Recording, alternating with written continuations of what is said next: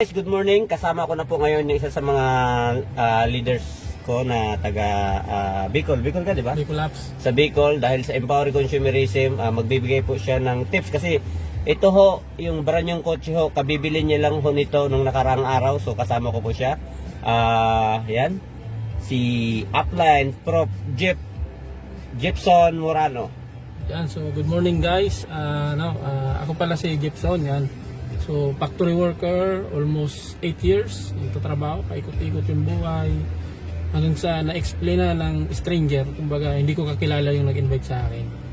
So natabihan, na-explain sa kumbaga yung iba kasi ngayon Facebook marketing na through Facebook. Noon pa naman ay personal, kumbaga na-explain na one-on-one. And then sa una, siyempre hindi ko alam, first time na hindi pa ako nag-join nun. Kumbaga hanggang sa ako na yung mismong lumapit sa taong nag-invite sa akin. Nung may ATM na ako, kasi that time kasi na-invite ako, natanggal ako sa trabaho. Kaya wala akong pang-gain talaga. Kaya Nagsanla ka ng ATM. Nagsanla ako ng ATM. So kumbaga yung sinangla ko yung ATM, ito na yung guys, ito na yung result na kumbaga kung hindi ko pala ginawa yon, nakita ko man siya, pinalampas ko, di ba? Ibig sabihin, magiging din ako, empleyado that time pag hindi ko talaga ginawa.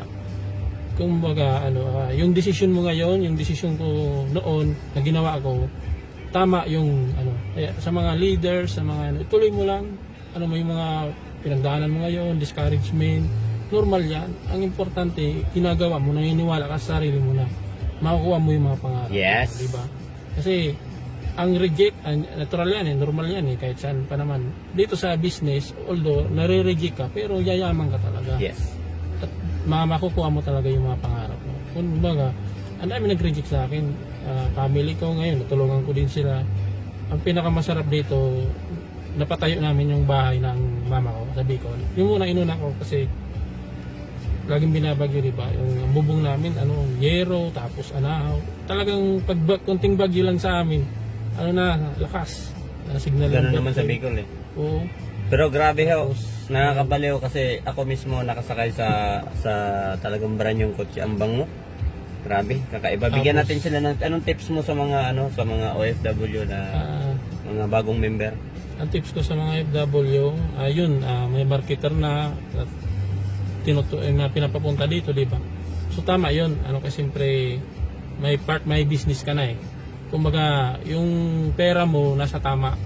Kasi yung marketer tinuturuan dito. Kaya maganda 'yun. At saka may marketer ka pa dito at ginagawa mo pa part-time yung business diyan. So talagang lalaki ka talaga. Hindi lang lalaki yung grupo mo. Mas lalaki pa yung magiging income mo sa Empower Consumerism. So magpapacheck ka talaga. So, yes. Kailangan tuloy-tuloy mo lang ang business kung ano man tinuturo sa iyo ng upline mo, mentor mo. Nandito naman si Master Junbei. Talagang isa din sa taong nag-guide sa akin, laging nagmo-motivate. So talagang 100% sure bull yan. Magiging successful ka dito sa Empowered Consumerism. Okay, thank you, Prof. Thank you. Maraming salamat. Congratulations again sa kotse mo.